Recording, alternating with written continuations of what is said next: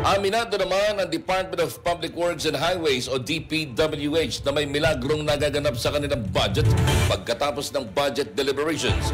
Ayon kay DPWH Secretary Manuel Bunuan, ilang budget deliberation na ang pinagdaanan nila at hindi na bago sa kanilang pagkakaroon ng bago o karagdagang proyekto pagkatapos ng deliberasyon kahit hindi ito kasama sa napag-usapan at wala ito sa orihinal na programang inilatag nila. Pagkakalan lang po ng ating mga budget deliberations. Ganun po yung nangyayari pagkatapos ng budget deliberations. Marami po yung mga bagong projects na ilalagay. Sinisingit ito, no? May mga palakpakan. Hindi naman po namin napag-usap-usapan o nailagay doon sa original na program po namin.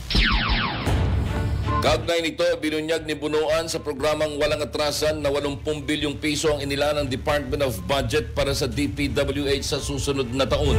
Tiniyak din ni Bunuan na naisasagawa nila mga proyekto base sa ibinigay sa kanilang resources o pondo kahit pa mas mababa ang nasabing 2026 budget nila kaysa sa budget nila sa kasalukuyan.